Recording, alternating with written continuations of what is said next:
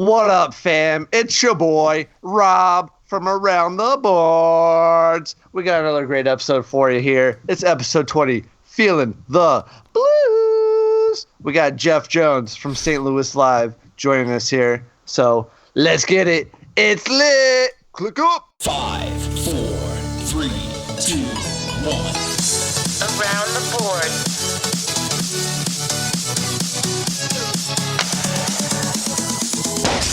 What's up, everybody? This is Around the Boards. Another day, another week gone by. I am joined here with my good friends, as always, Robbie and Dylan. Fellas, say hello. Hi. Hey.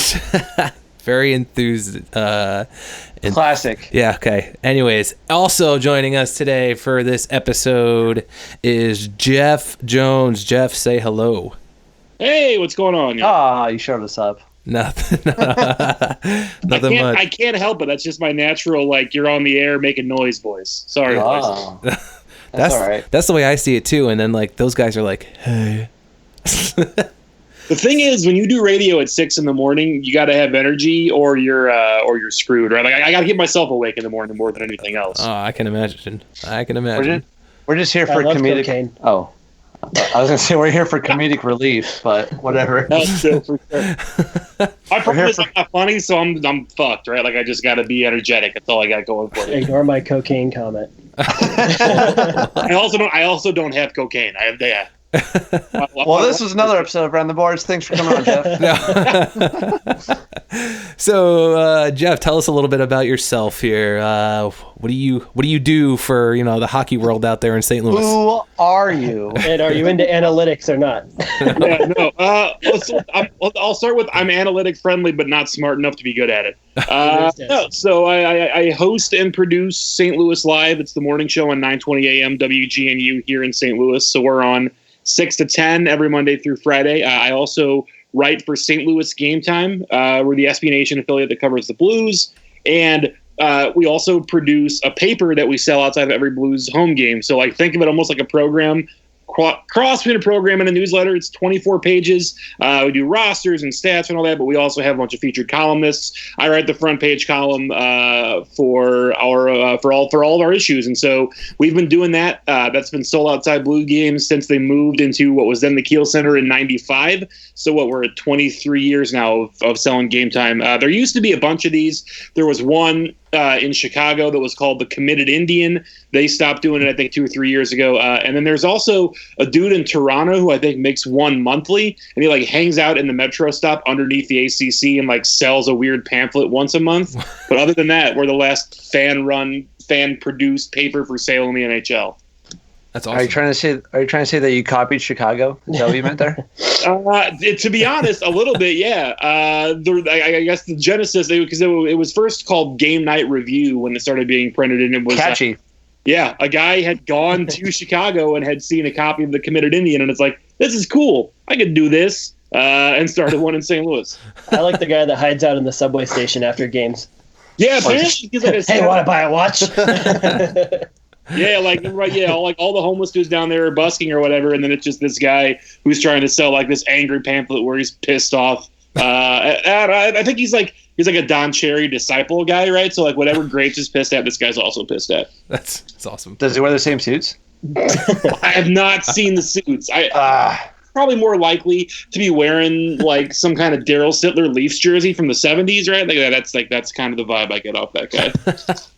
That's funny. I'd buy one if he was in a nice suit. Yeah, it's all about the suit. Yeah. It would help with sales, I think. Do you wear a suit? I do not wear a suit. I very rarely sell. When I do end up selling, I usually wear whatever I'm going to wear into the game that night, because I'll sell to like 5 minutes before puck drop and then dip inside. Nice. And it goes straight to your pocket, right? Well, look, we get tip. Look, here's the thing. The paper costs $4. That's not an accident, right? Because if you get a $5, nobody wants their dollar back. They all tell you to keep it. It works out pretty well for tips for vendors when the paper costs $4 instead of $5. Interesting. I'd give him change in quarters if I was you. We probably should. We should start doing that because when you're standing around outside a game, like maybe an hour and a half early before the crowd gets thick, it's a little nerve wracking because you know that like all the regular dudes who are around there know that you have like a big wad of cash in your pocket, right? and they're just sort of staring you down from across the street. And you're like, I hope security can see me from here. Is St. Louis a scary place like Chicago is? Yeah. So the rink in St. Louis is a little more integrated into downtown. Like, I don't know if y'all have been to the United Center or not, but it's not super convenient to the parts of Chicago where people live. No, it's not. So Savvis Center, or Savvis, God, it's now the Scott Trade Center, is better about that, but it's definitely a little sketchier. Awesome. Interesting. Sounds great. I've been to United Center, but I haven't seen the Blues play in St. Louis. But I don't know. I'm not a fan of the United Center and the surrounding area, or the team that plays on the inside. That's fair. Look, that's I'm all for all of that for sure. The thing about St. Louis is like St. Louisans have a weird like inferiority complex about themselves and about the city, and so that sort of carries over to the hockey environment. Right? The building is shitty and the crowd is terrible. It's a little bit true sometimes, but it's not probably as bad as we make it out to be. Fair enough. Do they call So themselves St. Louisans? Yeah, that's the thing. Yeah. Wow, I never knew that. St. All right. Louis, St. Louisans, either is good. St. Louisans. St. Louisans. That's my favorite player, Martin St. Louisan. Yeah. It was always a bummer that he never ended up in St. Louis. Like, what a waste. right. Rangers should trade him there. Yeah, for, what a like, waste. half He a- wasted his career. God. It's been a waste of Hall of Fame career. What a waste of a jersey. Well, Dwight King played on the Kings. Is that Right. Miro Shatan was never a devil, but he should have been. Yeah. It was a Sabre. It's close enough. It was black and red jerseys when he was there. Yeah. So Jeff, you mentioned obviously being outside selling the paper and everything. Yeah. Do you guys have like press passes and stuff like that to get inside? So we have in the past. We do on occasion. There's a degree of trying to keep the clubs small to some extent in St. Louis. So I actually last year I was living in Washington and can vouch for the fact that like the Capitals, for example, are fucking great. There is like literally a half dozen different fan publications that are credentialed for Caps games. They're super willing to work with people, and it helps too that their press box is physically bigger. The Blues are a little less accommodating, and sometimes it's good and sometimes it's bad. I hear you. Is there a story behind your press pass that I heard from before? There's a million of them, but the one that is the most recent. So the Blues played a preseason game in Kansas City this year against the Wild, and generally how they run the elevator from the press box after a game, operator will run down, the general manager and the assistant coaches down, and then express it back up so the media and the GMs are like not on the elevator at the same time in the postgame. So Kansas City, they don't have an NHL team. They don't really know how to do that, so they weren't running the elevator correctly. So very end of this preseason game, a Blues Wild preseason game, dude in Vancouver starts tweeting that Scotty Upshall is coming back to the Blues because he'd been in Vancouver in PTO. So I'm reading this tweet as I'm standing by the elevator, and Doug Armstrong is 3 feet to my left. Looked over at him, and I was like, "Hey, Doug, you got a second?" And he goes, "Yeah."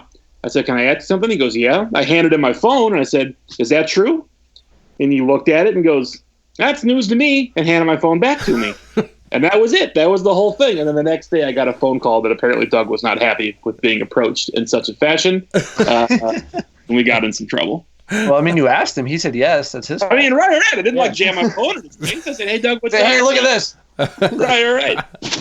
But, I mean, and he's, he says no. And he was lying to me, and that's fine. And I knew he was lying at the time. But, yeah, they weren't thrilled about that. He wasn't happy because Pierre McGuire didn't break the news. That's true. It was fucking wild because the dudes in Vancouver they're tweeting this. He says no. We go down and I talk to Oscar Sundquist about some shit, then go back upstairs. And I go to text the guy in Vancouver. I'm like, "Hey, you don't know me. This is who I am. This is the conversation I just had. I'm not creepy." Right. Just so you know, I got your number in a normal way. And the guy texts back and he goes, "Yeah, Benning lied to me too, but I know the equipment guys and they're putting his shit on a truck for St. Louis right now." And I was like, "Oh, fair enough." Pretty Wow. good. Wow. Awesome. But the thing is too, if you're gonna break news, it'd be nice if it was bigger than Scotty Upshall, right? If something cool was gonna happen, Alex Ovechkin. give me a good piece of news and not "Oh yeah, a fourth line guy is coming back." Yay! So you were the person to break the news of Scotty Upshaw coming back. You were the first person. No. Vancouver. Yeah, Vancouver. Yeah. Paul in Vancouver, the radio dude, was the guy who broke the news. I would still take credit for it. I provided the incorrect denial. Ah. I was the guy who asked the GM who got lied to. Did you tweet out saying my sources say no? Yeah, you should do marketing for the Blues now. Or media for the Blues. I responded to it and said, just talk to Doug Armstrong, and he denied this. Which is true. That is what happened. Sketchy. I mean, it's whatever. Like, I'm sure there's paperwork. Like, I'm sure he had to take a physical and actually put pen to paper and whatever else. But yeah, all right. That's it. Anyways. So that wasn't as exciting as I was hoping for. Story, right? Like, I didn't get a chance to, like, cuss anybody out or, like, get physically dragged out of the building. It's just, like, I had a weird conversation with Doug Armstrong one time. We made awkward eye contact. Right. Anyways. So let's talk about the Blues now. That is Jeff like in a nutshell. players. Besides Scotty Upshaw. Not the music? No. Talk about the music. I mean, we could too, but... So, who's your favorite Blues artist, Des? What? We're not talking about the music right now. That's for another time. So, I like Blues. Blues. So, they've been having a pretty decent season so far. It looks like, they're third in their division right now, currently with 67 points. Right. What have you seen from them? What do you think could get better? I guess in a way, what's their up and downs? They got off to a really hot start. They trade for Braden Shen at the draft, who's been playing with Jaden Schwartz. It turns out these guys have been like buddies since they were real little, right? Like, I guess they both grew up in Saskatoon and they knew each other from that or whatever. So they're close and their families are close. And so that, I guess, was part of the idea in bringing Shen to St. Louis, was that he has that sort of natural chemistry with Jaden Schwartz. And like that line, those two plus Tarasenko, definitely carried the team for a while at the start of the season.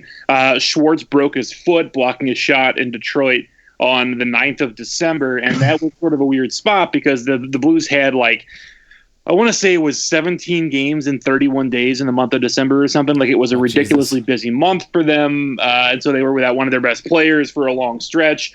And they managed to tread water, but, like, towards the middle and end of that stretch of Schwartz being out, he missed 21 games. Jake Allen started to falter, and this is kind of the second year in a row where Allen's gotten to like December, January, and totally gone into a funk. Last year it got so bad that they left him behind on a road trip. They called up Phoenix Copley to play a game in Winnipeg because Allen had just gotten so like out of sorts and so rough that they couldn't trust him to throw him out there. So this year, Carter Hutton has played super well. Statistically, weirdly enough, Carter Hutton has the lowest goals against and highest save percentage of any goalie in the NHL since last season's All-Star break. In part, that's because like he barely played at all in the second half last year because Allen played super well after coming back. But Hutton's been great this year, and so it's this weird like there's probably a goalie controversy. They probably need at least one more top six forward, but I don't know. I mean, the division seems open, right? Like the Predators they're still the Predators. But I'm not buying the Jets yet until they do something else with it. And so it seems like an opportunity to kind of take a shot at it. Interesting. Kind of feels like how the LA Kings season's going. Yeah, actually, it's pretty similar in a lot of ways. So they need a top six forward. Who? St. Louis, as we just said. St. Louis? Rumor on the street is Rick Nash is on the market. Yeah, that's one that would be like... Is he a top six? He would I be think he's top six on any team that he goes on. He would for sure be a top six forward for the Blues because, like, the Blues, I mean, they've been running out, like, some combination of, like, Vladdy Sobotka, right? Like, into that top six spot. Right now, the second line is Stastny, Steen, and whoever else they plug into that wing. It's been Sobotka sometimes, right? Like, they just don't have that forward depth. And so, yeah, like, he would for sure be useful in that spot. Put Nash on that second wing. Yeah, that's the guy that interests me that I'd be very curious about is Pacioretty. I think that Max Pacioretty makes it a lot less, and he's got another year on the deal. That would be a guy who to me makes a lot of sense in that spot, but I don't know. I mean, it depends what they're willing to give up because they don't have a first already in this year's draft, and so you're either dipping into future picks, and then you're kind of cutting your legs out from underneath you, or you're talking about trading prospects who are pretty well established and who people are reluctant to trade away at this point. Or you can just go for James Neal from the Golden Knights. That's the thing is that like the whole year, the whole summer rather, and then like going into like September, October, I was like, oh, it's going to be James Neal. Like James Neal fits totally what they need for rental deadline. And then like the Knights just keep winning. So it's like, I guess it's not James Neal. I think that they should still trade him. They could play. The Golden Knights have other players to play in place of James Neal. Like Alex Tuch is way better than anybody expected right now in this point of his career. So he can go on James Neal's spot. That, like if you're Vegas and you're building an identity as a team and you want the city to like fall in love with you, it's really hard to justify trading off pieces, even if it's in the best long-term interest of the team. Sometimes that short-term is going to take over, and I think for Vegas, like there's no way they can justify selling off guys while they're still trying to build a fan base. True that. If they were in last place in the division, right? That's one thing, but given that are they still first in the conference? They're first or second in the conference, like first in conference, yeah. Yeah. When they're in that spot, I don't see why they can justify selling. Yeah, they should though, in my opinion. I mean, they should. Like in the abstract, like in the games played on paper sort of way, it makes for sure all the sense for them to sell. But I don't know. I can't picture that happening.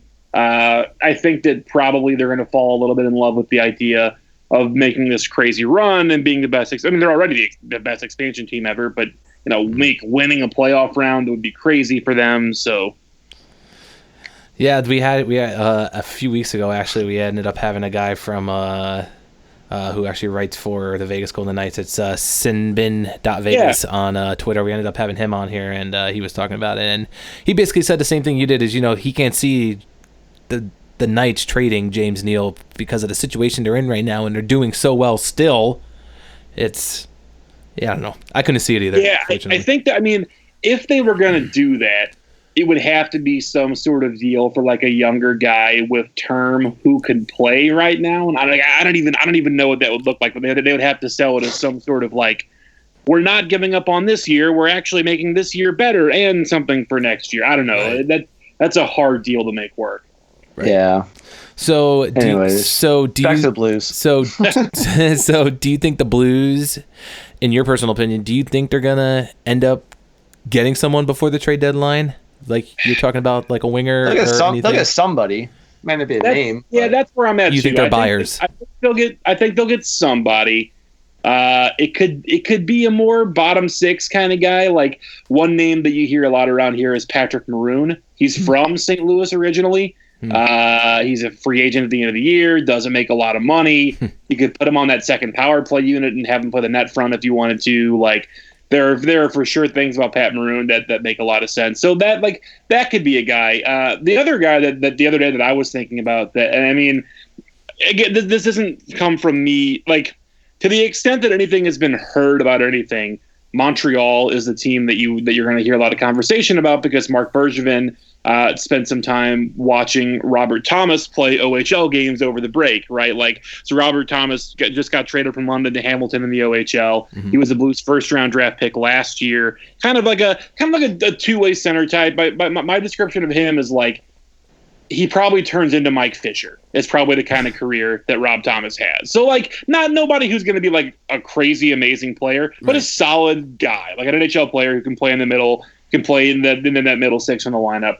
Bergevin has watched him play a couple times in the last few weeks, and apparently Bergevin was in St. Louis for a game well before the Canadians came here. So that appears to be like where the smoke would be at. Other than that, though, yeah, I mean, Maroon is a guy, but no. So the other guy that I considered is the possibility of Ryan McDonagh, because for all the struggles the Blues have had up front, they also don't really have a top pairing left-handed defenseman. Like Jay Bouwmeester is not the player he used to be. He's had a bunch of lower body injuries over the last few years, and the speed is just gone.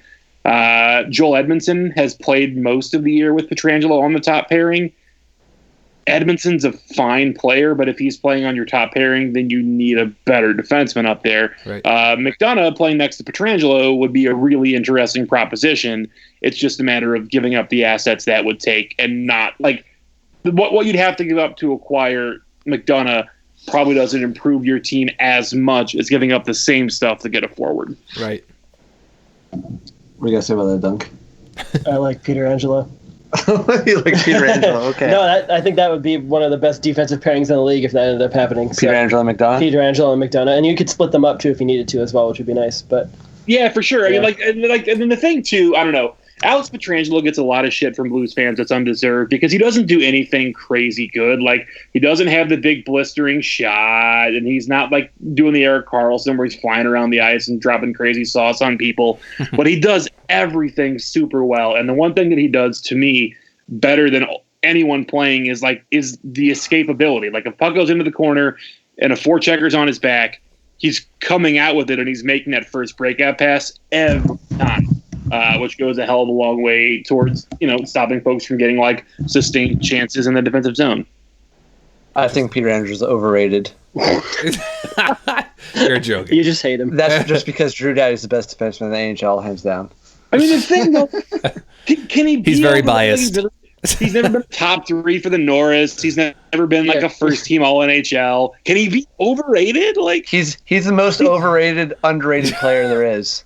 Yeah, can you be overrated if He's you're so never really talented underrated to be that this he's great in the becoming overrated because people say he's so underrated. You know what I'm saying? okay, so that I can see. And like the first month of the season when he was a point per game guy, and like the first month it was like, oh my God, Petro's going to win the Norris. And like, no, probably not, because he doesn't really have a very good partner, and he's not going to be a point per game player for a full season.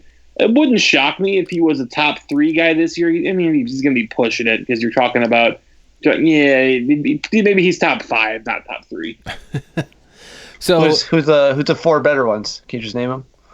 Oh, off the top of my head, Yeah, it's got to be Hedman, Doughty, maybe Carlson's in there. Carlson hasn't had like Carlson's overrated too. Ryan Suter. Ryan Suter's overrated too. Ryan Suter. Maybe 3 or 4 years ago. Yeah, okay. Ryan Suter in his prime is better than Yeah, I'm not a big Pietrangelo. Ryan. Yeah. Roman Yossi, maybe. There's no way. Yeah, I'm if not buying Yossi wasn't in that system with Nashville, I don't think he'd be as good as he is. Yeah, I mean, so you say Nashville. There's a damn Predators game on right now. It's Subban. Subban's got to be in that top 3 too. I don't. Okay. I think Subban gets a lot of shit. I think offensive defensemen are overrated in general, except for Drew Doughty. Oh my God. Listen, Jeff, this happens every fucking week on here. And Drew Doughty. I'm just saying, like, I wouldn't call PK Subban purely an offensive defenseman. Is all I'm saying. Yeah. I would say he makes a lot of defensive mistakes, though. No, that's fair, because when you're a guy like that, you're going to gamble. And also, by the way, I also didn't say John Klingberg, who again, Klingberg is an offensive guy who's sort of learning to play that back end, but. Yeah, well, he's big enough to play defense just by standing there. Yeah, he was he was brutal last year, and when the Blues played the Stars in the playoffs 2 years ago, Klingberg was one of the biggest reasons that the Stars couldn't win that series. He was awful in that series. So he was like the 2014 version of Dan Girardi, right, Des? What happened in 2014? Oh, you know. Here we go again. So, anyways. He brings us up every freaking episode. Never gets old. If you couldn't tell, Robbie is a Kings fan. If you couldn't tell, just so you know. I mean, if I was a Kings fan, I'd be pretty happy about playing against Dan Girardi in the Cup final too. I was there that day too. That was awesome. He fell down. Said, Justin Williams, you can score right now in overtime. It's fine. Oof. Yeah. Anyways, Des, what do you want to talk about? I think there's more forwards of. Oh, good.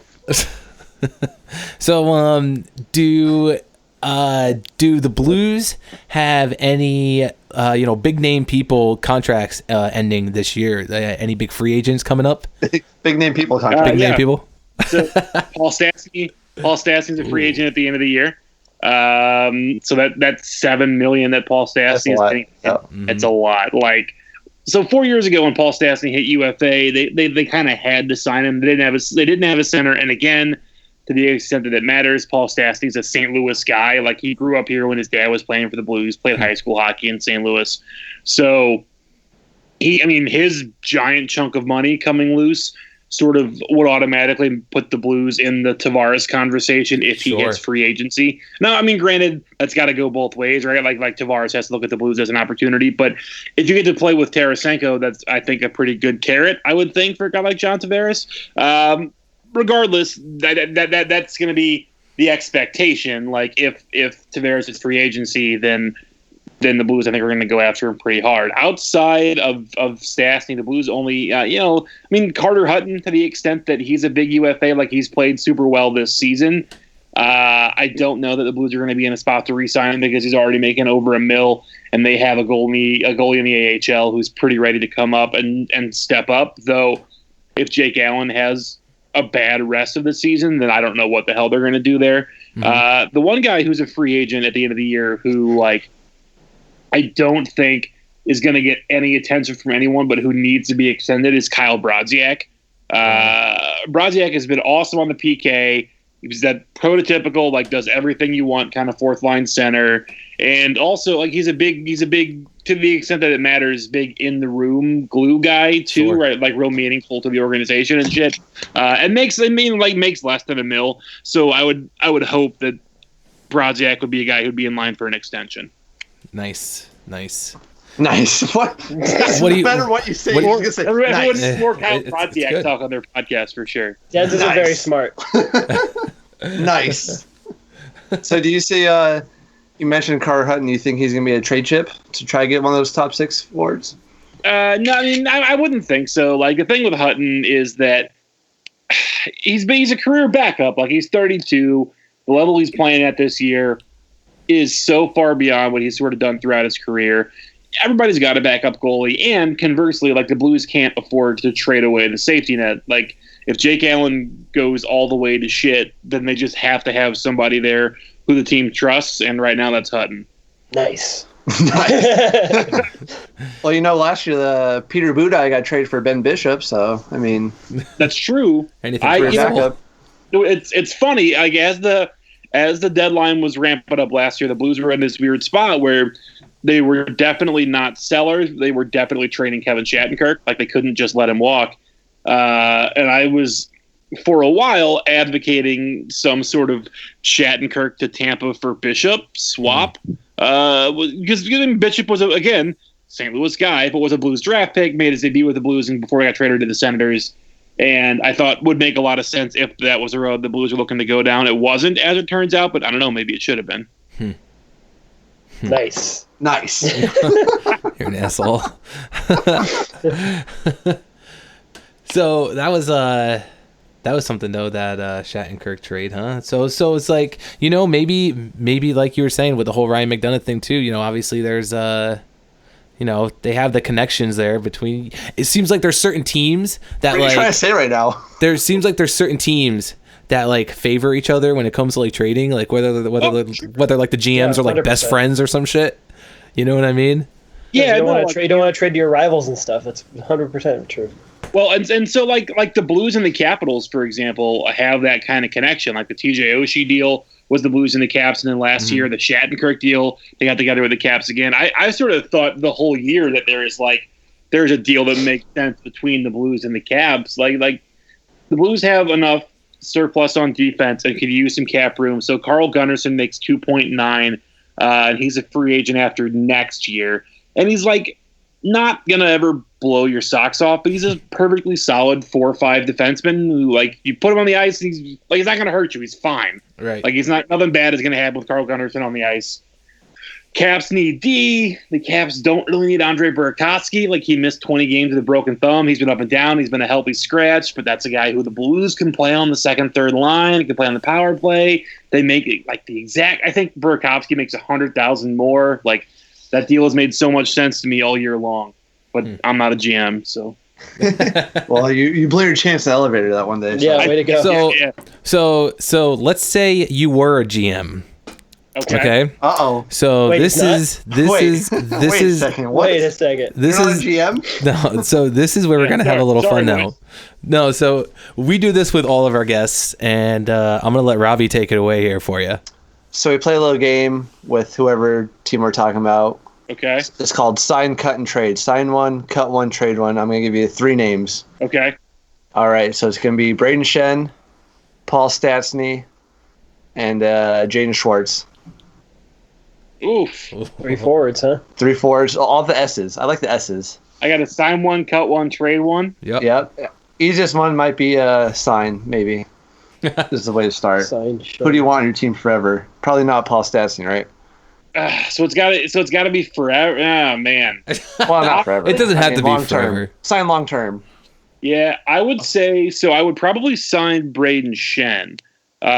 Schwartz is a better player, but he's got an extra year over Shen right now. Shen's got 2 years left. Schwartz has 3.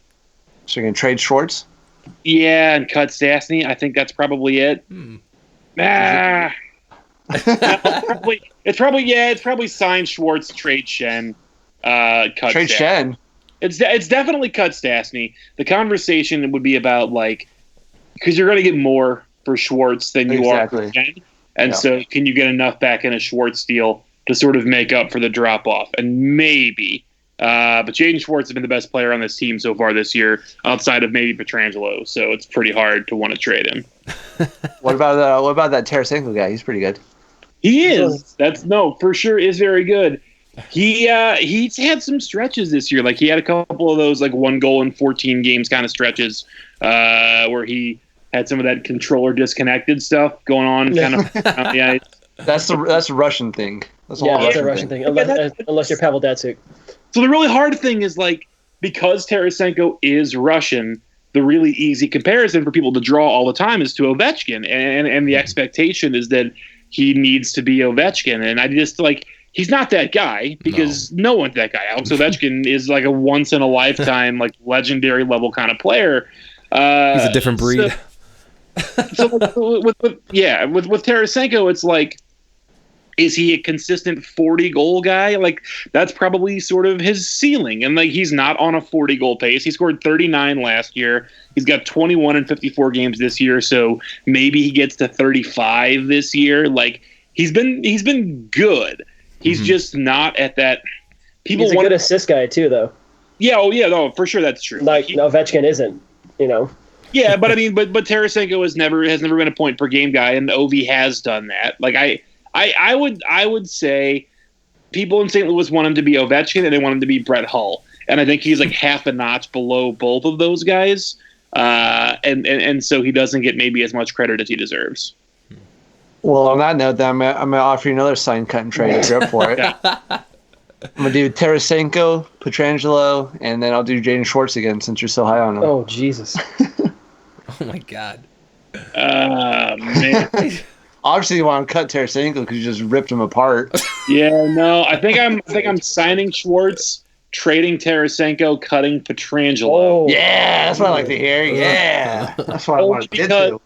Because behind Pietrangelo, you have Colton Parayko, who's not as good, but can play a similar role. And because you'll get a ton in return for Tarasenko right now. Yeah, you could get 10 first-round draft picks for Tarasenko right now. You would. I mean, yeah, he's got about 1 billion years left on his deal too. What is it? 5? Yeah, he's got 5 years left after this one. I know a team in California that wears all black that would take him. I bet. I think any team in the league would. I'll give you Tarasenko for Ryan McDonough. Yeah, but you have to take Rick Nash. I'll be passing on that one. You guys can have Thorburn though. That's all he does. He's offering a trade. Thorburn a 2-year deal. 2 years. To do what? Be a healthy scratch? I mean, yeah, to hug. He doesn't even fight that. Is he a good hugger? Have you ever hugged him? Yeah. No, he's a grabber. He's not even a puncher. Oh, okay. He's like a throwdown guy, but doesn't punch anybody. I thought we were going to another elevator He's a story. shower celebration kind of guy. Yeah, none of that. I did get followed on Twitter by both of Oscar Sundquist's parents before the season started. I was talking to him in the room one day, and I was like, "Hey," I was like, "I'm meaning to ask you, like, and I was like, "Hey, are these two?" And he goes, "My parents got to get off Twitter." Like, just dropped his head. Oh my god, What the hell? that's hilarious. So at the draft, so the Blues traded for Sundqvist at the draft, and like I'm tweeting about because I went to the draft in Chicago last year, and I'm tweeting about it or whatever. And I noticed that like a couple of what appeared to be like middle-aged Swedish people whose last names were Sundqvist followed me on Twitter. I was like, that's kind of weird. It's got to be. And then they would like and retweet any tweet that had his name in it, even if it was like Sundqvist played like shit tonight. They'd like laugh. like they didn't understand it. Can't understand what you're saying, anyways. They just I know that guy. Retweet. And then I asked him, like, I was like, "Hey, is this your folks?" And he was like, they got to get off Twitter." Did you show him the tweet where you said you play like shit? I did not show him that one. Like, hey, your parents retweeted this. You know? Your parents think you suck. Right?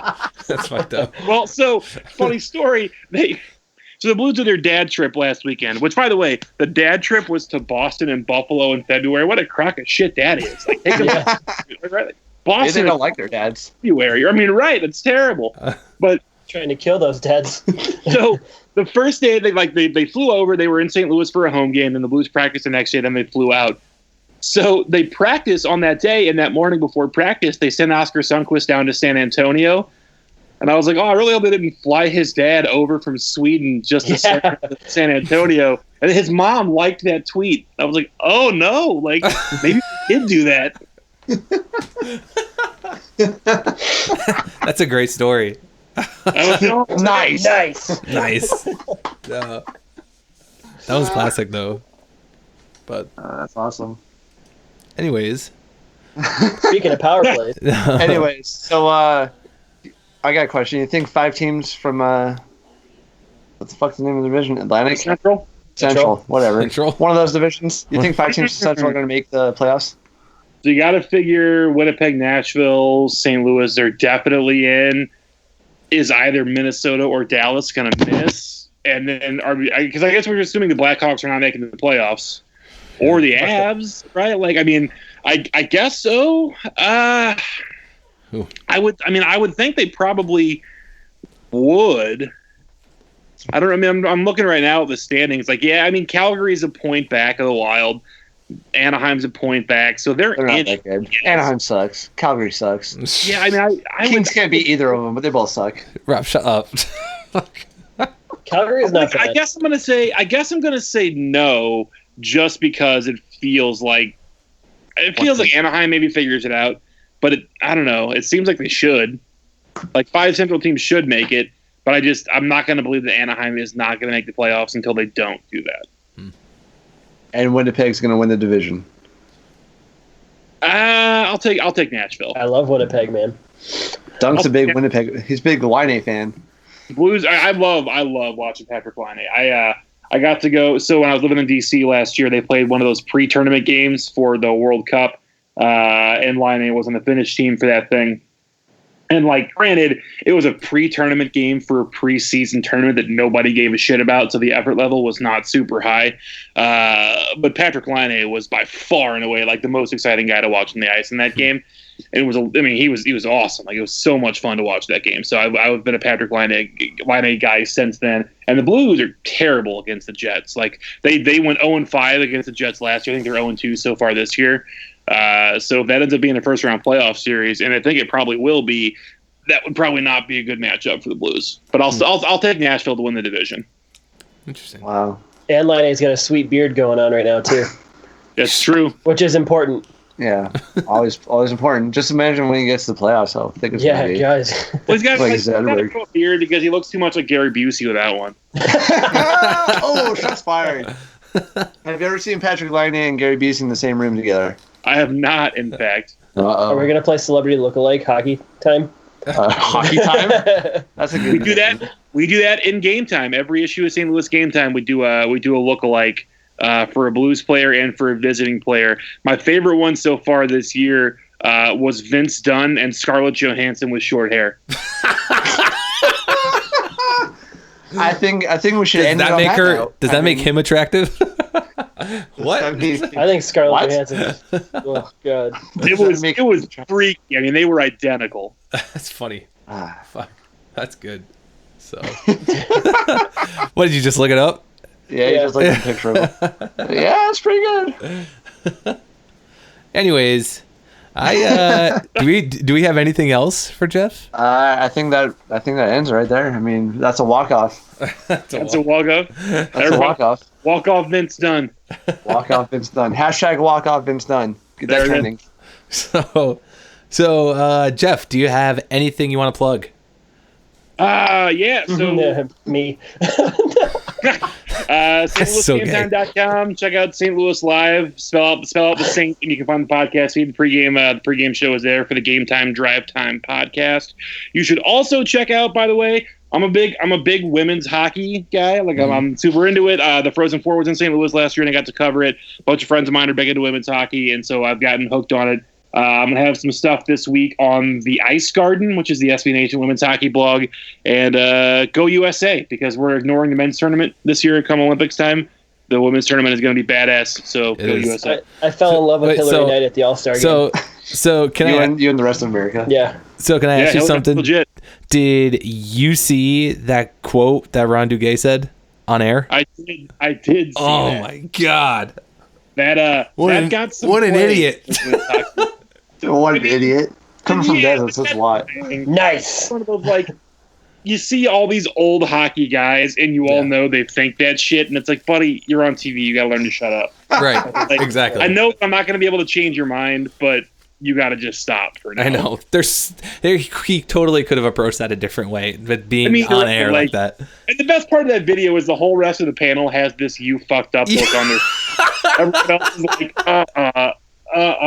like, oh, you know, because Ron Duguay's looking around like, huh? I know, and All right. and there's Steve Valiquette sitting to his left, like, oh my Right. god, what did you Well, just especially say? too, like, so like the Devils have a partnership with the New York Riveters, who are one of the teams in the Yep. NWHL. The Pagulas, who own the Sabres, own the Buffalo Buttes in the NWHL. Like, there are some tight partnerships between some of the NHL teams and some hockey teams. And so for a guy who's on MSG to be doing that shit, and it's like, oof, God. yeah, not good. It was that was terrible, but anyways, that's a whole nother story. For sure. So, Jeff, thank you, man, for coming on. Absolutely. Thank you guys. Happy to do it. Yeah, we appreciate it, and we'll totally be in contact. Yeah. If the Blues end up playing the Kings in the playoffs, sometimes maybe, you know what I mean. Hey, look, I'm always looking for an excuse to get out to LA. I spent a It's week in happened LA in March last year and couldn't figure out if my Airbnb was in a good place until I figured out that it was around the corner from where OJ killed his wife.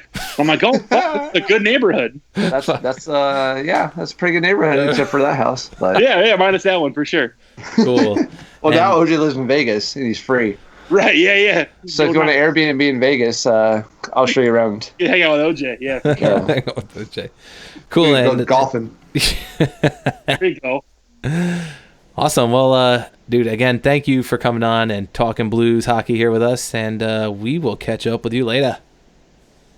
All right, see you later, guys. Thanks. Take care, man. Adios. See you. Bye. Bye. Bye. Bye, everybody. Bye. Is that it? That was it. So, guys, that was Jeff Jones joining us for the Jeff podcast. Jones. Who? And that was awesome. What did you guys think about him? Pretty cool guy. He was cute. He was cute, yeah. He was cute. Couldn't see him. Anyways, that's That's terrible a face for podcasting. radio. That's terrible podcasting. Guys, follow us on all your social media accounts: Twitter, Instagram, Facebook, iTunes Store, Stitcher. Send us something. Hit us up if you want to be a guest on here. We can Stitcher, we can Stitcher. totally get you on here if you want to talk any type of hockey. We're talking all hockey here, any team you want, even if it's like Chicago Blackhawks or something, because Dunk would go nuts. Anyways, hit us up Be on Twitter respectful. at _ATB podcast. Guys, that is all we have. I will see you guys next week. Any last words, Dunk? Nah. Nah. See you next Tuesday.